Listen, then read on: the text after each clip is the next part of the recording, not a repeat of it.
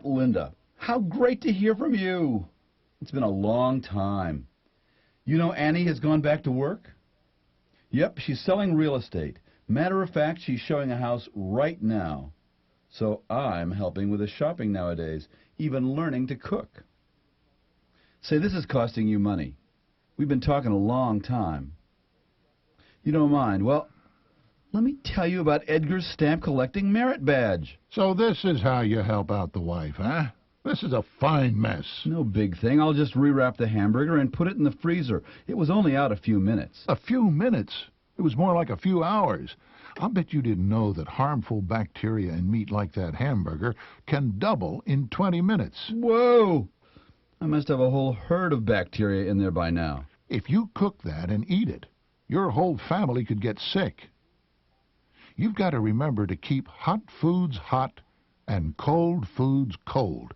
Hot means over 140 degrees, and cold means under 40 degrees. But this smells all right, and it looks fine. You can't see harmful bacteria, and you can't always smell them, but they can really make you sick. Well, I was going to make chili with that hamburger for the family tonight, but I guess I'll find something else.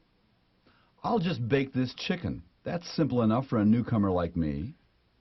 And just a minute, Fred. What now? I haven't done anything yet. Did you wash your hands? No, my hands are clean enough. You've got to keep everything you use very clean, and that includes your hands. Wash your hands in warm, soapy water for at least 20 seconds. And work the lather in between your fingers and under your nails. And also, Fred, get in the habit of taking off that ring when you're cooking. Bacteria like to hide under jewelry. And never prepare food while you have an open sore on your hands, even if it's bandaged. Sores are loaded with bacteria and other germs. Now, Fred, those vegetables, are they for the salad? Some, yes, for a nice salad. You shouldn't put chicken and vegetables together on the board. Hey, Fred, you have to wash that knife and your hands again. I do? Why?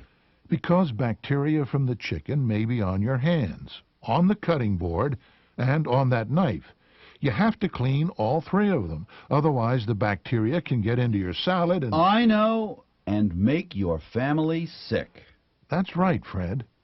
It's called cross-contamination. Bacteria are hitchhikers. They can't travel by themselves, but they can cling to things, and as you already know, they can multiply fast. Fred, I've got to have another word with you. What now? I took off my ring, I washed my hands again, I washed all the utensils.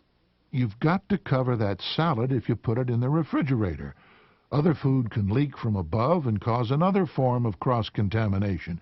Remember, those bacteria are freeloading travelers. Bum bum ba da dum bum bum ba da dum bum bum ba da dum. Well, hi, Fred. You're making another meal, I see. How was the chicken the other night? No complaints, and no one got sick. So, what's the chef preparing now? That chili that I was going to make the other night, I got some ground beef out to thaw. You're thawing it at room temperature? So what? You got a better plan? Fred, remember that bacteria thrive at room temperature, and virtually all meat contains bacteria. Oops, I should have thought about that. So now what can I do? Well, you can let it thaw in the refrigerator, although that takes some time. You can thaw it in a pack of ice cubes under running water. You can use your microwave. Or you can let it thaw while it cooks. Yeah. You know, the only thing is that... Look at the chili. collect a lot. Chili. Sure. Thanks. There you go. Is it too spicy?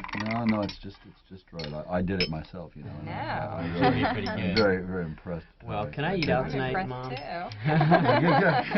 What do you mean, can you eat out? Boy, they loved my chili. I didn't tell them it was a mix, ha ha. But just the same, I'm beginning to like this cooking business. Oh, Fred. You again. Listen, don't bug me.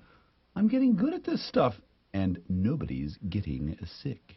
But, Fred, there's something else I have to tell you. What now? I'm not letting this warm chili sit around. I'm going to get it right into the refrigerator.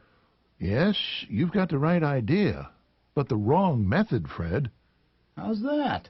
Well, in a deep container, there will be portions in the middle that won't cool fast enough to prevent bacteria from multiplying.